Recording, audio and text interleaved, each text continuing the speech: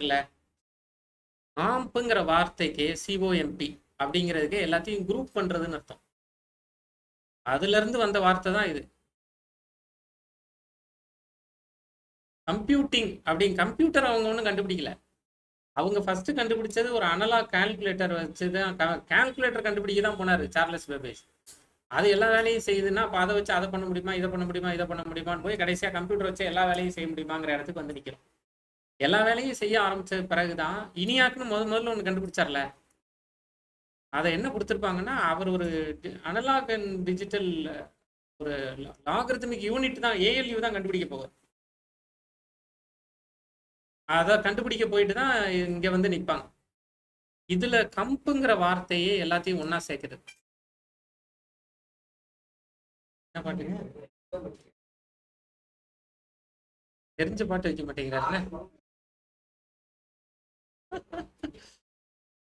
இதுல இருந்து வந்த வார்த்தை தான் இந்த வார்த்தை. உங்களுக்கு தெரியும் யார கம்போசர்னு சொல்றீங்க? எதுக்கு மியூசிக் டைரக்டர் கம்போசர்னு பேரு? எல்லாத்தையும் கம்போஸ் பண்ணுவார், எல்லாத்தையும் ஒன்னா சேர்த்துருவார். இவர் எதையுமே வாசிக்க மாட்டார். எல்லா இன்ஸ்ட்ருமெண்ட் வாசிக்கிற ஆளுங்களும் இருப்பாங்க, பாட்டு பாடுற ஆளுங்க இருப்பாங்க, எல்லாத்தையும் ஒன்னா சேர்த்துருவார். ஒன்னா சேர்க்கிறவருக்கு கம்போசர்னு பேர். கம்புங்கிற வார்த்தை எங்கெங்கெல்லாம் இருக்கோ அங்கெல்லாம் இது. இதுவா இங்கிலீஷுக்கு சொல்றேன். இது மாதிரி இப்போ இங்கிலீஷ்ல நிறைய வார்த்தை தெரியல அப்படின்னு ரொம்ப கவலையா இருப்பாங்கல்ல. நிறைய பேர் சொல்றது, எனக்கு இங்கிலீஷ்ல வார்த்தை தெரியாது, தெரிஞ்சா பேசிடுவேன் அப்படின்னு சொல்லுவோம். என்னை பொறுத்த வரைக்கும் அது ஒரு வடிகட்டுன்னு போய். அப்படி ஒண்ணு கிடையவே கிடையாது. இங்கிலீஷ்ல நமக்கு நிறைய வார்த்தை தெரியும். தமிழ்ல தான் நிறைய வார்த்தை தெரியாது. டக்குன்னு ஞாபகத்துக்கு வராதுன்னு வேணா சொல்லலாம்.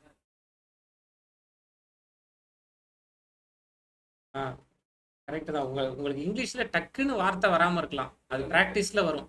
ஹெலிகாப்டருக்கு தமிழ்ல சொல்லுவோம்.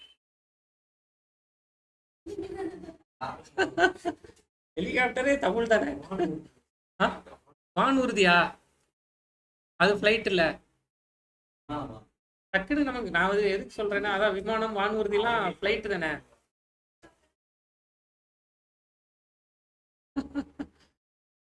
நான் எதுக்கு சொல்றேன்னா, தமிழ்ல தான் நம்ம கொஞ்சம் ப்ராக்டிஸ் தேவை, இங்கிலீஷ்ல தேவையில்லை. தமிழ்ல தெரியாத வார்த்தை கூட இங்கிலீஷ்ல நமக்கு தெரியும். டக்குன்னு லேப்டாப்புக்கே தமிழ்ல சொல்ல வராது. டக்குன்னு வராது. ஒரு நிமிஷம் யோசிச்சு தான் சொல்லணும். நீங்க ஒருவேளை அப்படி இங்கிலீஷ் வெக்காபுலரியை இம்ப்ரூவ் பண்ணணும்னு நினைச்சீங்கன்னா, வேர்ட் பவர் மேட் ஈஸி ஒரு ரொம்ப நல்ல புக்.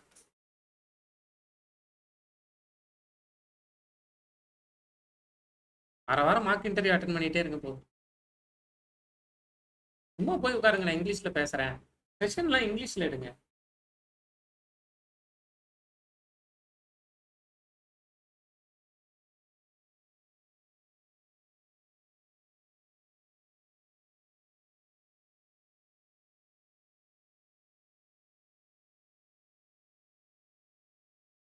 நான் வந்து ரொம்ப பயந்தாங்குழி, உண்மையிலேயே ரொம்ப பயந்தாங்குழி இப்போ வரைக்கும்.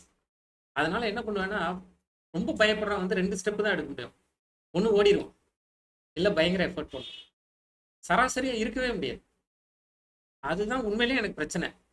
அதனால நான் வந்து இப்போ தமிழ் மீடியம்லாம் படிச்சுட்டு வரவங்கிறதுனால நம்மளோட இங்கிலீஷை கேவலமாக பேசிடுவாங்க, கேவலமாக பேசிடுவாங்க, கேவலமாக பேசிடுவாங்கன்னு உங்களுக்கு இருக்கிற மாதிரி எனக்கு ஒரு 100 மடங்கு கூட பயம் இருந்தால் எப்படி இருக்கும். ஆனால் இங்கிலீஷை ஃபேஸ் பண்ணி தான் ஆகணும் அப்படின்னு சொல்லி வீட்டில் உட்காந்து மனப்பாடம் பண்ணிக்கிட்டே இருக்கும். டெல் மீ அபவுட் யுவர் செல்ஃபை மனப்பாடம் பண்ணுவேன், வாட் இஸ் யுவர் ஸ்ட்ரென்த்தை மனப்பாடம் பண்ணுவேன்.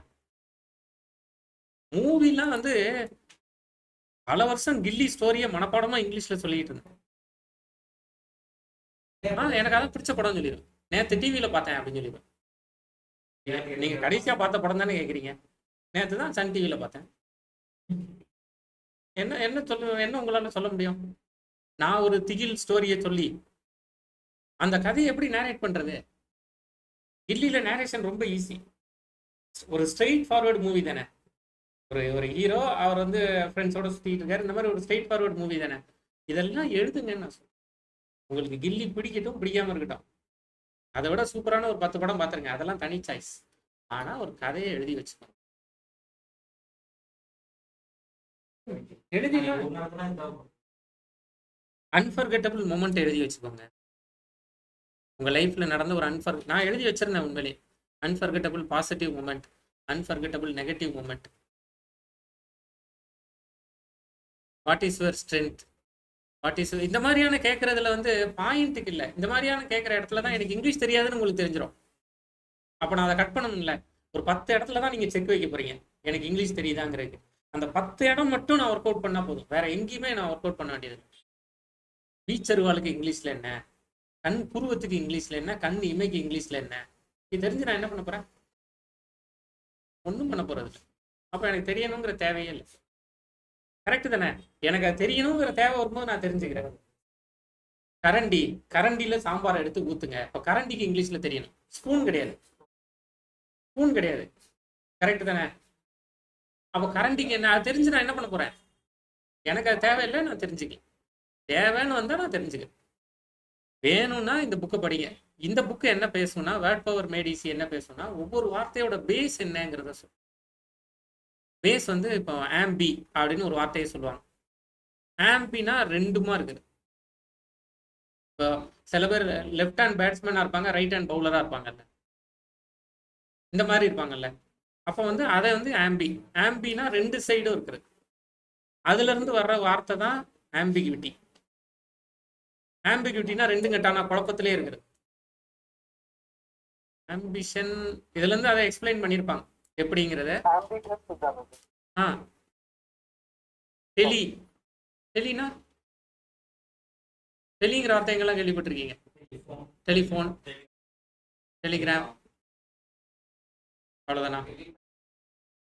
விஷன், டெலிவிஷன், டெலிவிஷன் தான் முக்கியமானது. டெலினா டிஸ்டன்ஸ். டிஸ்டன்ஸ்ல இருக்கிறத பாக்குறீங்கன்னா அதுக்கு டெலிவிஷன். டிஸ்டன்ஸ்ல இருக்கிறத கேட்குறீங்கன்னா, ஃபனட்டிக்னா பேசுறது கேட்கறது ஃபோன். டிஸ்டன்ஸ்ல இருக்கிறத எழுதுறீங்கன்னா எழுதுறதுக்கு பேர் கிராமர். டிஸ்டன்ஸ்ல இருக்கிறத எழுதுறீங்கன்னா அதுக்கு பேர் டெலிகிராம். டிஸ்டன்ஸ்ல கம்யூனிகேட் பண்றீங்கன்னா டெலி கம்யூனிகேஷன். அப்போ டெலிங்கிற ஒரு வார்த்தை தெரிஞ்சிருச்சுன்னா எனக்கு மீதி எல்லா வார்த்தையும் தெரிஞ்சிடும். இந்த வேலையை இந்த புக்கு பண்ணும். வேர்ட் பவர் மேட் ஈஸி அப்படிங்கிற புக்கு பண்ணும். நார்மன் லீவிஸ் அப்படின்னு ஒருத்தர் எழுதியிருப்பாரு. ரொம்ப நல்ல புக். ஆனால் என்ன புக்கில், அந்த புக்கில் எப்படின்னா சாப்டராக தான் நகரணும். ஒவ்வொரு சாப்டர்லையும் பின்னாடி எக்ஸசைஸ் கொடுத்துருப்பாங்க குட்டி குட்டியாக. அதை முடிச்சுட்டு போனீங்கன்னா உங்களோட வெக்காபுலரி ரொம்ப சூப்பராக இருக்கும். தேவைப்பட்டா, தேவை இல்லைங்கிறது என்னோட ஒப்பீனியன். அந்த புக்கை 2-3 தடவை படிச்சிருக்கேன். முதல்ல ஒரு 4-5 சாப்டர்ல இருக்கிற எக்ஸசைஸை பண்ணுவேன். அப்புறம் எதுக்கு நம்ம படிச்சு என்ன பண்ண போறோம் அப்படின்னு விட்டுட்டு போயிடும். திரும்ப ஆரம்பிப்பேன், திரும்ப விட்டுட்டு போயிடும். எனக்கு அதுக்கான தேவையை நான் ஃபீல் பண்ணல. நான் ஃபீல் பண்ணா கட்டாயமா படிப்பேன். உங்களுக்கு அப்படி வார்த்தை நிறைய தெரியாதுன்னு நீங்க நம்புறீங்கன்னா படிச்சுக்கோங்க.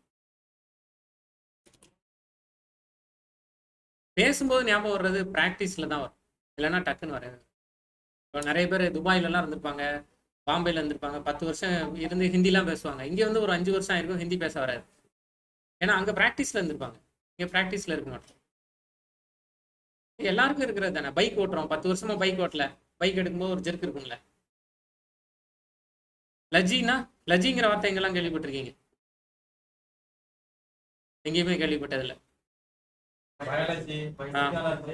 Biology, psychology, sociology. லஜினா சயின்ஸ், அறிவியலை பற்றிய படிப்புன்னு அர்த்தம். லஜினா நீங்க பயோனா உயிர், உயிரை பத்தின படிப்பு பயாலஜி. சைக்கோனா மனசு, சைக்ரியாட்ரிக். சைக்கோனா மனசை பத்தினது, மனசை பத்தின படிப்பு சைக்காலஜி. சோசியல் பத்தி படிக்கிறது சோசியாலஜி. இப்போ லஜிங்கிற ஒரு வார்த்தை தெரிஞ்சிருச்சுன்னா நீங்க அதை வச்சுட்டு டிராவல் பண்ணலாம். பொதுவான ஐடியாவுக்கு சொல்றேன், வேணும்னா இதை பார்த்து வச்சுக்கோங்க. இப்போ காம்போசிஷன்ல தானே நின்னோம். அப்போ காம்போசிஷன்னா எல்லாத்தையும் ஒன்னா சேர்க்கறது. இப்போ எல்லாத்தையும் ஒன்னா சேர்க்கறதுனா, ஒரு ரூமுக்குள்ள போய் ஒரு ரூம் வச்சுக்கிறேன். அந்த ரூம்ல ஒரு வாரமா ஃப்ரிட்ஜ் வச்சிருவோம். இந்த பக்கம் ஒரு ஏசி மாட்டி வச்சிருவோம். ஒரு ஃப்ரிட்ஜ் வச்சாச்சு, ஒரு ஏசி வச்சாச்சு, இங்கே ஒரு வாஷிங் மிஷின் வச்சிருவோம், இங்கே வால் மவுண்டட்ல ஒரு டிவி வச்சிருவோம், இங்கே ஒரு டீபாய் வச்சிருவோம், இங்கே 2 சோஃபா போட்டு வச்சிருவோம். இந்த ரூம்ல எல்லா ஆப்ஜெக்ட்ஸும் இருக்கா? கரெக்டா? இதுதான் காம்போசிஷன். இது எங்க, இதை நான் ஹால்னு பேர் வச்சுக்கிறேன்.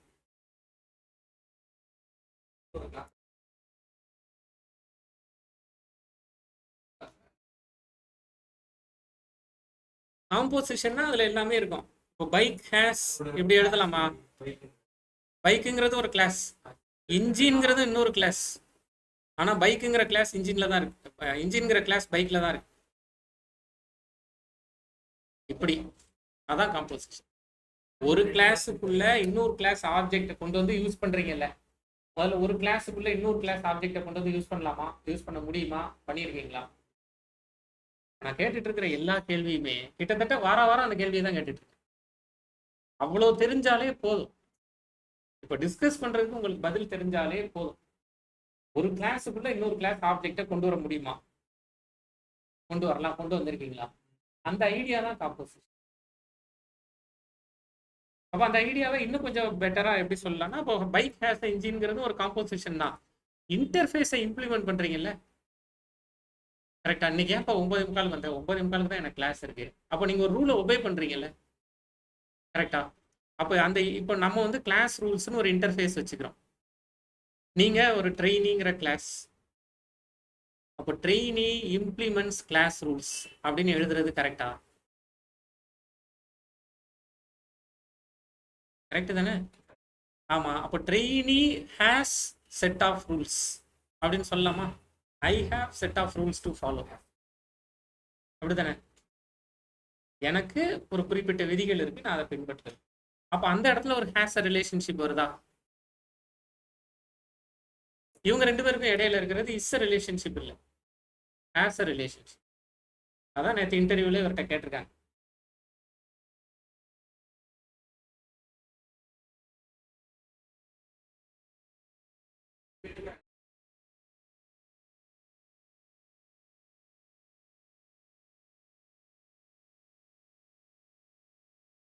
கேள்வி புரியுதா? அவர் என்ன ஃபீட்பேக் இவரை பத்தி என்கிட்ட சொன்னார்னா, எல்லா வாட்டிஸ்க்குமே நல்லா பதில் சொல்றாரு. How it is implemented in real life அப்படின்னு கேட்குற இடத்துல எனக்கு எக்ஸ்பீரியன்ஸ் இல்லை சார் அப்படிங்கிற மாதிரி அவர் இப்போ நான் காலையில் பேசும்போது சொன்னார். நல்லா பண்ணுறாரு சார், எல்லா கேள்விக்குமே வாட்டிஸ்க்கெலாம் கிளியராக பதில் சொன்னார். ஹவுவை நல்லா ப்ராக்டிஸ் பண்ண சொல்லுங்க அப்படின்னு சொன்னார். நான் சொன்னது அவர்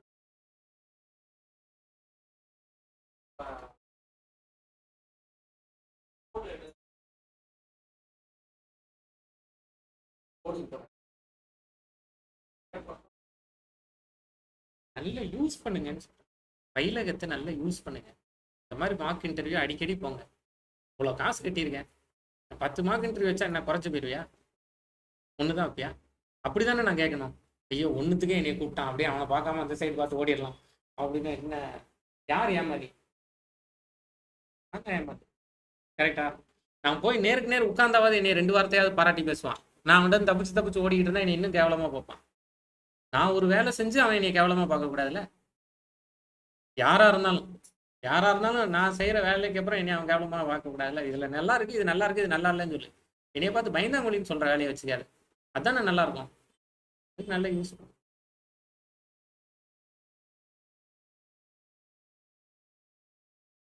எவ்வளவு நிறைய பண்ண முடியுமோ பண்ணுங்க. நீங்க கட்டாயமா நிறைய இன்டர்வியூஸ் கிராக் பண்ணுங்க. ஏன்னா இங்கேயே எல்லாத்தையும் கேட்டுருவீங்க. ஓ இது இப்போ இவர் சொல்றாருல, ஒரு 4 மைன்ஸை கண்டுபிடிச்சிட்டார்ல, ஒரு ரியல் இன்டர்வியூ போறதுக்கு பதிலாக இங்கேயே கண்டுபிடிச்சிட்டார்ல. இப்போ இதெல்லாம் ஒர்க் அவுட் பண்ணிடுவார். அப்படியே ஒர்க் அவுட் பண்ணிட்டே வருவார், எல்லா மைனஸும் போயிடும். அது போக 2 மைனஸ் இருக்கும், பெருசா இருக்கு. நெட் ப்ராக்டிஸ் மாதிரி. ஹேஸ் அ ரிலேஷன்ஷிப் கம்ப்ளீட்டா புரிஞ்சிருச்சா? கரெக்டா? வேற என்ன கேட்டீங்க? பிரைவேட்னு கொடுத்தாலும் டேட்டாவை மறைச்சு தான் வைக்கிறீங்க. அப்ஸ்ட்ராக்ஷனுங்கிறதும் டேட்டாவை மறைச்சு தான் வைக்கிறீங்க. அப்புறம் ஏன் வந்து நீங்க ரெண்டும் அப்போ பிரைவேட்டுங்கிறது அப்ஸ்ட்ராக்ஷன்ல தானே இருக்கணும், ஏன் நீங்க அதை என்கேப்சுலேஷன்ல வச்சிருக்கீங்கன்னு கேட்குறாரு. என்ன பதில் சொல்றது? இவர் பண்றதுதான் கரெக்ட். உட்காந்து எழுதிட்டே இருக்காருல. கொஸ்டின் ஞாபகம் இருக்கும், ஆன்சர் மறந்து போயிடும். இவர் பண்றதுதான் பெஸ்ட். புரியுதோ புரியலையோ எல்லாத்தையும் எழுதி வச்சிருவேன், எப்பவாவது என்னைக்காவது ஒரு நாள் புரிஞ்சிடும்.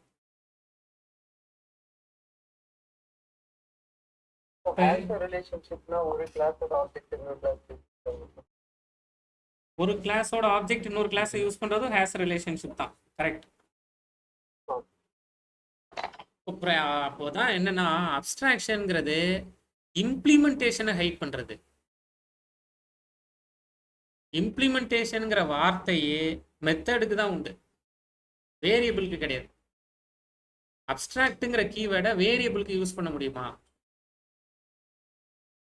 எல்லாரும் கவனிக்கிறீங்களா? வெயிட் பண்ணவா?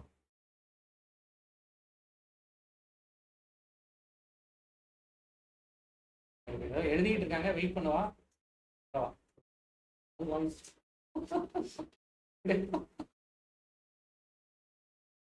அப்ஸ்ட்ராக்ட்டுங்கிற கீவேர்டை எதுக்கெல்லாம் முன்னாடி யூஸ் பண்ணியிருக்கீங்க? மெத்தடும் கிளாஸுக்கு முன்னாடி தான் யூஸ் பண்ணியிருக்கீங்களா? ஆப்ஜெக்ட்டுக்கு முன்னாடி யூஸ் பண்ணியிருக்கீங்களா? வேரியபிளுக்கு முன்னாடி யூஸ் பண்ணியிருக்கீங்களா? அப்போ அப்ஸ்ட்ராக்ட்டுங்கிற கீவேர்டே இம்ப்ளிமெண்டேஷனை பற்றி பேசுறது தான். hiding only the necessary data and showing only the necessary data and hiding the implementation. அந்த கேப் இருக்குல்ல, இந்த கேப்பை தானே ஒருத்தன் கண்டுபிடிச்சி இந்த மாதிரி உனக்கு இதுக்கும் கனெக்ட் பண்ண தெரியலன்னு கண்டுபிடிச்சி சொல்றாங்கல்ல, அதுக்கு தான் மார்க்.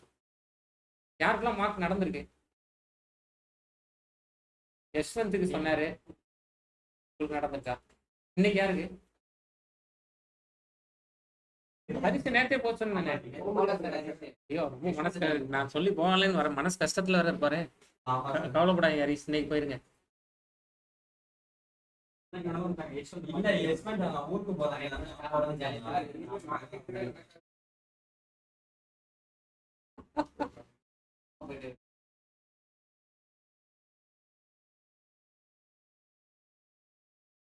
ஒரு இன்டர்வியூல போய் எதுவுமே தெரியாதுன்னு சொல்லி வேலை வாங்கிட்டு வர முடியுமா?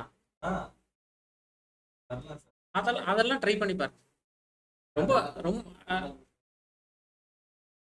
பெரிய பெரிய பேச்சாளர்களுக்கெல்லாம், திருநெல்வேலியில நெல்லைக்கண்ணன் ஒரு பேச்சாளர் இறந்து போயிட்டாரு, இருந்தாரு. அவரோட அண்ணன், அவங்க ஃபேமிலியே நிறைய பேர் பேசுவாங்க. அவங்களுக்கு கொடுத்த தலைப்பு என்ன தெரியுமா? ஒரு பேச்சு ஒரு மீட்டிங்ல பேசணும், தெரியாது, இதுதான் தலைப்பு. தெரியாதுங்கிற தலைப்புல 1/2 மணி நேரம் பேசணும். அவர் நல்லா பேசி எல்லாரும் கை தட்டுவாங்க இந்த மீட்டிங்ல. அப்பதானே நல்ல ஸ்பீக்கர்.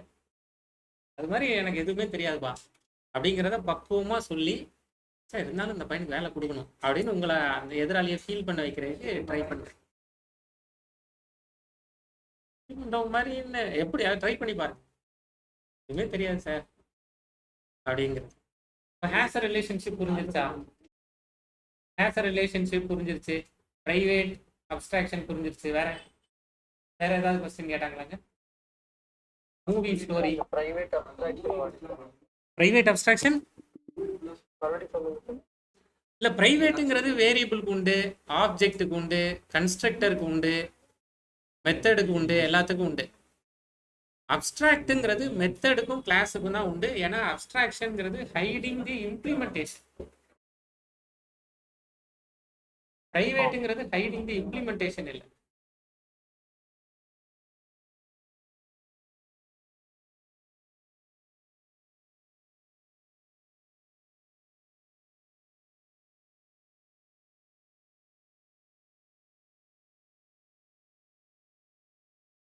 சரி, அப்ப அடுத்த டிஸ்கஷன் போயிடலாமா?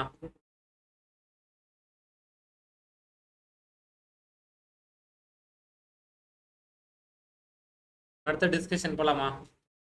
அடுத்த டிஸ்கஷன் எதை பத்தி? அரே.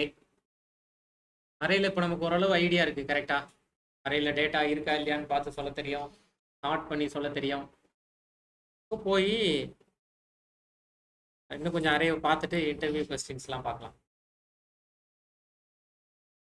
பேரலாம் என்ன பண்ணணும்னா, நம்ம பண்ண வேண்டிய வேலை ஏதாவது சாட் ஜிபிடி மாதிரி எதையாவது ஒன்று ஓப்பன் பண்ணி வச்சுக்கணும்.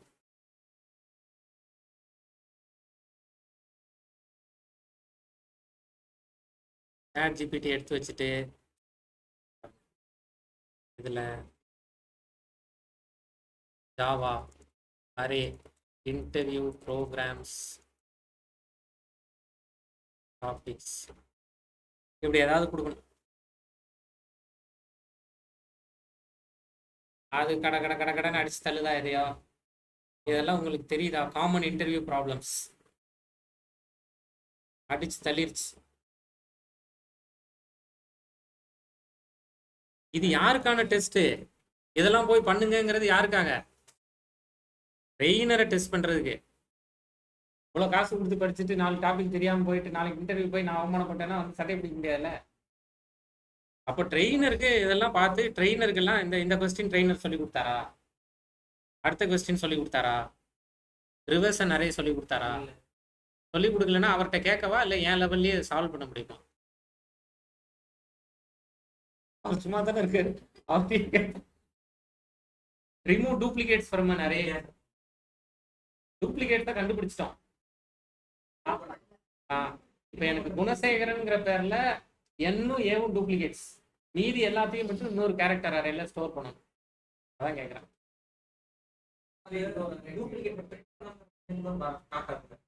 ஸ்டோர் பண்ணணும், இன்னொரு அறையில ஸ்டோர் பண்ணணும். தெரியலன்னா பண்ணுவோம். மிஸ்ஸிங் நம்பர் என்னன்னு அரே நான் ஒரு அறையை எழுதுறேன். இப்படிதான் டெஸ்ட் பண்ணிக்கணும். அது ஒரு 20-30 ப்ரோக்ராம் கொடுக்கும். அதுல நம்மளால இப்போ நான் இப்படி ஒரு அறையை எழுதுறேன். ஒரு அரே 10, 20, 30, 50, 60, 70. மிஸ்ஸிங் நம்பர் என்ன? எப்படி சொன்னீங்க? என்ன லாஜிக்? ஃபர்ஸ்ட் எலிமெண்ட் என்னவோ அதுல இருந்து +10 தான் இருக்கணும். அடுத்த எலிமெண்ட் அதுல இருந்து +10 தான் இருக்கணும். அதுல இருந்து +10 தான் இருக்கணும். அப்போ நான் ஃபர்ஸ்ட் எலிமெண்ட்டுன்னு சும்மா எலிமெண்ட்டுன்னு வச்சுக்குவா. அரே ஆஃப் 0 கரெக்டா? அரே ஆஃப் 1 என்னவா தான் இருக்கணும்? அரே ஆஃப் 1 இந்த எலிமெண்ட் +10 தான் இருக்கணும். அப்படி இல்லைன்னா அப்படி இப்படி இருக்கான்னு பார்க்கணும். அப்படி இல்லைன்னா அதுதான் மிஸ்ஸிங்னு பிரிண்ட் பண்ணணும். அந்த எலிமெண்ட் +10 தான் மிஸ் ஆகுது அப்படின்னு பிரிண்ட் பண்ணணும். திரும்ப அரே ஆஃப் 2 போய் பார்க்கணும். அது அரே ஆஃப் 1ல இருந்து +10 கரெக்டா? கரெக்ட் தானே? அரே ஆஃப் 1 +10 இருக்கான்னு பார்க்கணும். திரும்ப அரே ஆஃப் 2 போய் 3 போய் பார்க்கணும். அது அரே ஆஃப் 2ஓட +10. நேரா போய் லூப்ல போய் லேண்ட் ஆகக்கூடாது. அதான் புதுசு. முதல்ல எனக்கு இஃப் நல்லா தெரியும். இஃப் வச்சு படிப்படியா அரேனாலே இண்டெக்ஸ்ன்னு எனக்கு தெரியும். அப்போ இஃப் வச்சு முதல்ல இது எல்லாத்தையும் எழுத முடியும். ஒரு 3 இஃப் 4 இஃப் எழுதிட்டீங்கன்னா லூப்புக்கான ஐடியா தன்னால வந்துடும். நான் இந்த இடத்துல எலமெண்ட்னு எழுதுறதுக்கு அரே ஆஃப் 0ன்னு எழுதிக்குவா.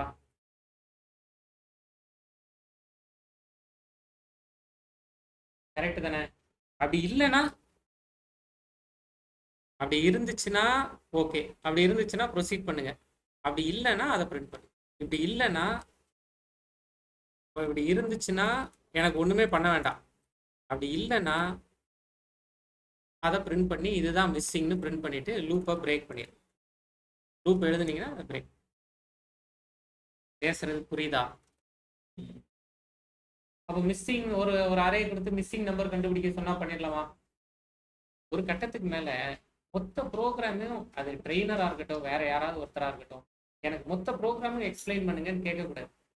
கொஞ்சம் கொஞ்சமா அந்த ஹீட்டை நம்ம ரிசீவ் பண்ண ரெஸ்பான்சிபிலிட்டி நம்ம கொஞ்சம் எடுத்துக்கணும். இப்படி கொடுங்கன்னா சொல்லி தான் கொடுப்போம். ரொம்ப கஷ்டமா இருக்கு, எல்லாருக்குமே கஷ்டமா இருக்குன்னா சொல்லி தான் கொடுப்போம். அது வேற விஷயம். ஆனா நீங்க அட்டெம்ப்ட் அடிங்க, போனா போதும், அவுட்புட் வரலன்னா போதும். அப்போ missing numbers from given array எடுத்துக்கலாமா? இப்போ நான் இதை லூப்ல எழுதணும். லூப்ல இங்கே கண்டினியூ கொடுத்துக்கிட்டா போதும். லூப்பை கண்டினியூ பண்ண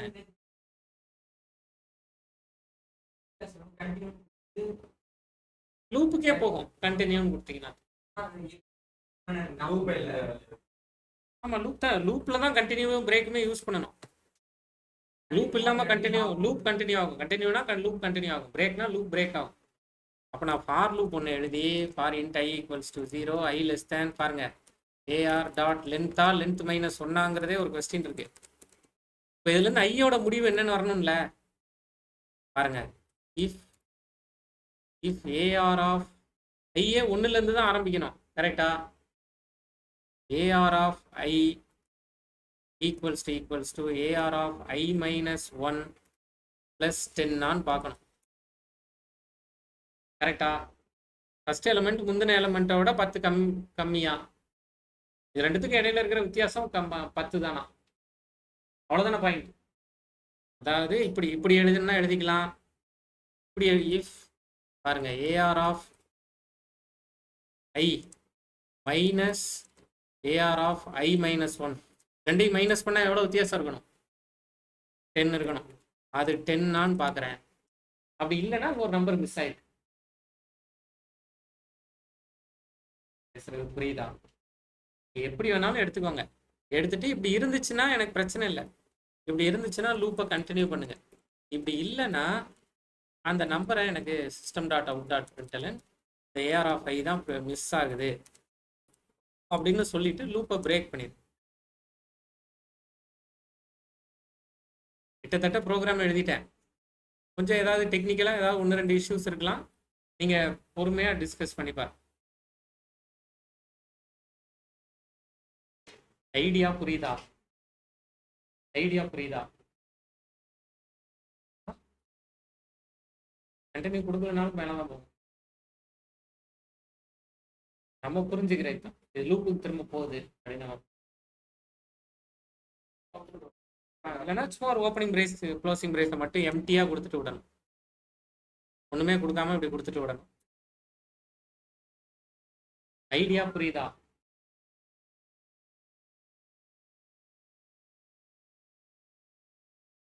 அந்த இப்போ ஐ 1ல இருந்து ஆரம்பிக்கிறேன். அப்போ முந்தின நம்பர்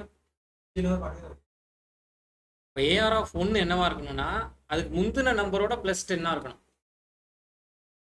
ஐயோட வேல்யூ 1ங்க.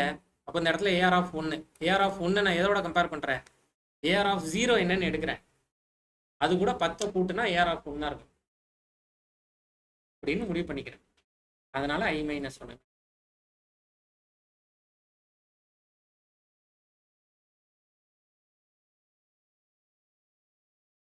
அப்போ மிஸ்ஸிங் எலமெண்ட் கண்டுபிடிச்சிடலாமா? கண்டுபிடிக்க முடியலனாலும் பரவாயில்ல, நெட்ல இந்த கோடை எடுத்தாலும் பரவாயில்ல. அண்டர்ஸ்டாண்ட் ஆகுதா? ஐடியா புரியுதா? ஓ, இந்த ஐடியா பண்ணியிருக்காங்களா இந்த இடத்துல I-1 கொடுத்துருக்காங்க.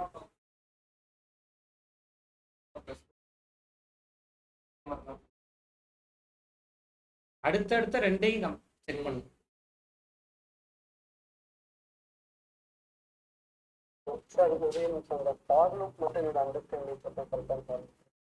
சொல்லுங்க.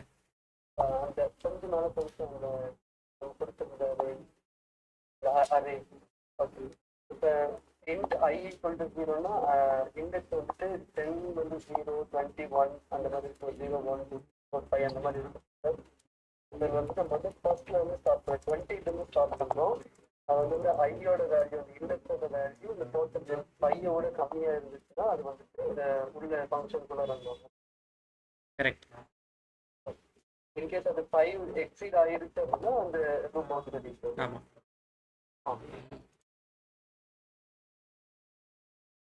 அடுத்த ப்ரோக்ராம் போயிடலாமா? யாராவது எழுதிட்டு இருக்கீங்களா?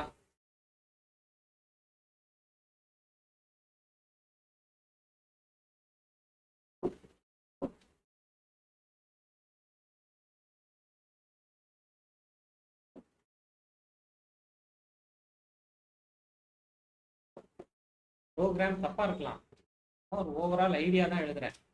டியூன் பண்ண வேண்டியதுன்னா டியூன் பண்ணி.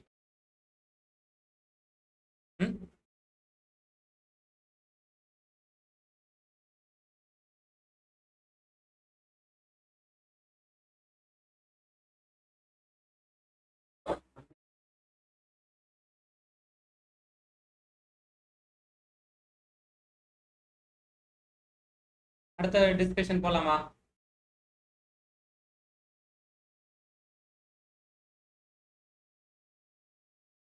ஃபைன் டூப்ளிகேட் எலிமெண்ட்ஸ் என்ன நிறைய கண்டுபிடிச்சிருவீங்களா? நேற்று கேரக்டர் அரே வச்சு பண்ணோம்ல, இதே நம்பர் வச்சு கொடுத்தா பண்ணிடுவீங்களா? டூப்ளிகேட் நம்பர்ஸ் என்னென்னலான்னு சொல்லணும். கஷ்டமாக பண்ணிடலாமா? நேற்று குணசேகரன்கிற பேர் எடுத்து வச்சுட்டு பண்ணீங்க, அதுக்கு பதிலாக நம்பர் கொடுத்தா பண்ணிடுவீங்களா? Find the intersection and union of two arrays.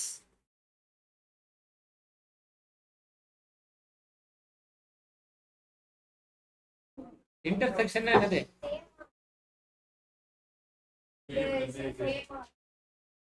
எப்படி கண்டுபிடிக்கிறது? ஒரு பையனோட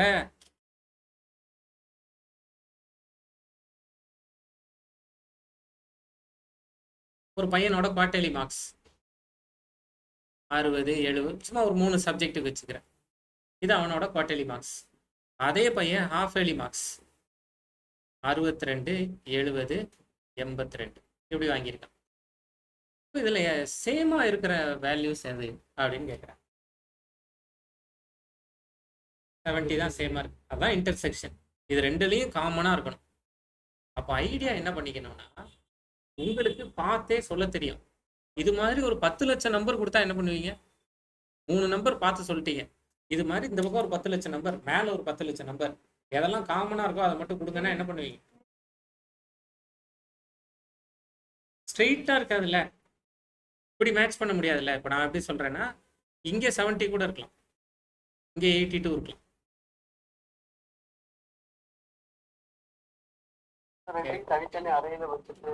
ரெண்டும் தனித்தனி அரே, கரெக்டு. இதை ஏன்னு ஒரு அரே வச்சுக்குவோம் பாருங்க. இதில் 60, இதில் 60, 70, 80 அரே. சின்டாக்ஸ் எல்லாம் விட்டுருங்க, சின்டாக்ஸ் தான் நமக்கு எரிச்சல். இந்த அரே சின்டாக்ஸே ஒரு கடி. இந்த பிரேஸை போடு, இந்த தப்பாவை போடு, இந்த கடி பண்ணுறானுங்கல்ல. முதல்ல இதுல இருந்து இதில் ஒரு 3 நம்பர் இருக்கு, இந்த சைடு ஒரு 3 நம்பர் இருக்கு, கரெக்டா? கரெக்டா? இப்போ இங்கே 60, 70, 80 இருக்கு, இங்கே 70, 62, 80 இருக்குன்னு வச்சுக்குவோம். அப்போ நான் ஃபர்ஸ்ட் 60 எடுத்துக்கிறேன். இந்த 60 எடுத்து அங்கே இருக்கிற 70 கூட 62 கூட 80 கூட கம்பேர் பண்ணுறேன். இதில் இருக்கிற முதல் ஆளை எடுத்து அவங்க கூட கம்பேர் பண்ணுறேன். எங்கேயாவது மேட்ச் ஆகுதா? மேட்ச் ஆச்சுன்னா தான் இன்டர்செக்ட் ஆகுதுன்னு அர்த்தம். அப்போ நான் 60 பிரிண்ட் பண்ணணுமா? அடுத்தது நான் இப்போ என்ன நம்பர் எடுக்கணும்? 70. திரும்ப இங்கே 70, 62, 80யோட மேட்ச் ஆகுதான்னு பார்ப்போம். மேட்ச் ஆகுதா அப்படின்னா இதை பிரிண்ட் பண்ணிடலாம். அடுத்து என்ன நம்பர் எடுக்கணும்? 80 எடுத்து 70, 62, 80 மேட்ச் ஆகுதா அப்படின்னா இதை பிரிண்ட் பண்ணிடலாம்.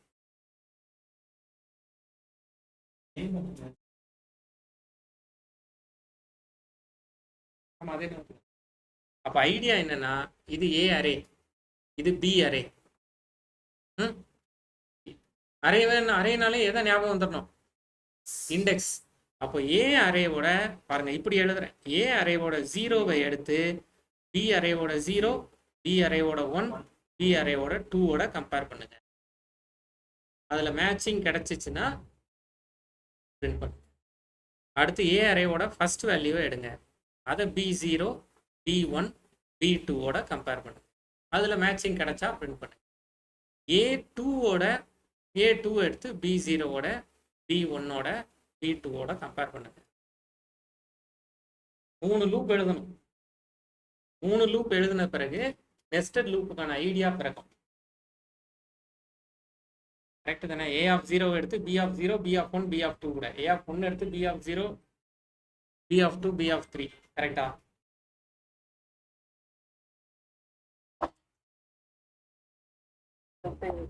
இந்த மாதிரி இங்க ஒரு 1000 வேல்யூஸ் அரே இருந்துச்சுன்னா ஒன்னொன்னு கம்பேர் பண்ணுமா? இல்லை எக்ஸாம்பிள் A0 எடுத்து கம்ப்ளீட் பி அரே கூட கம்பேர் பண்ணணும் index value.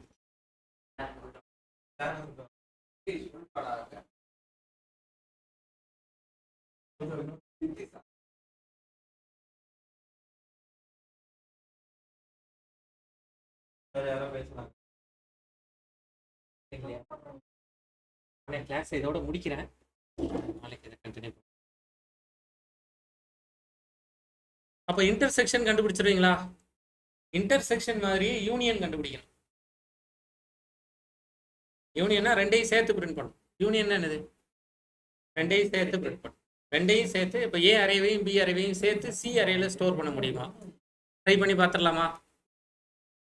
Find subarray with the given sum.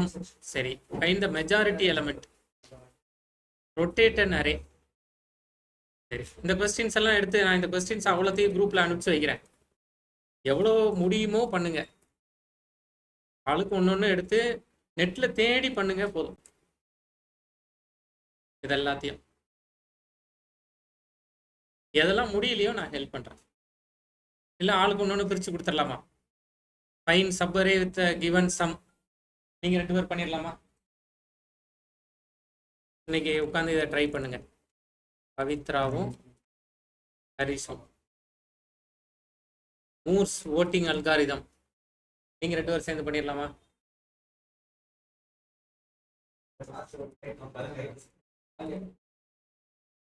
Rotate and array. Rotate and array. நீங்க 3 பேருமா பண்ணிருங்க. 2 பேர் தானே சொன்னாங்க. 3 பேருமா சேர்ந்து பண்ணிருங்க. சரியா? ரீஅரேஞ்ச் பாசிட்டிவ் அண்ட் நம்ம நெகட்டிவ் ஆல்டர்னேட்டிவ்ஸ் நீங்க 3 பேருமா சேர்ந்து பண்ணிருங்க. நெட்ல தேடுங்க இந்த ப்ரோக்ராம். நான் வந்து இதை பண்ணுங்கன்னா சொந்தமா யோசிங்க, இதெல்லாம் கிடையாது. பாயிண்ட் வந்து முதல்ல உங்களால எழுத முடியுமா? இது இலக்கியா, காவ்யா, விமலா 3 பேரும் வச்சுக்கலாமா? இது அமலரீகன், வினோத், சரவணன். ட்ரை பண்ணி பாருங்க. நெட்ல தேடி பாருங்க, உங்களால எவ்வளவு முடியும்னு பாருங்க. இப்பவே நான் சொல்றது இப்பவே இங்கே சீக்கிரம் முடிக்கிறேன்ல. ஆனால் இன்னொரு 1/2 மணி நேரம் 1 மணி நேரத்தில் திரும்ப வந்தாலும் வந்துடுவேன். வந்து கூட கேட்க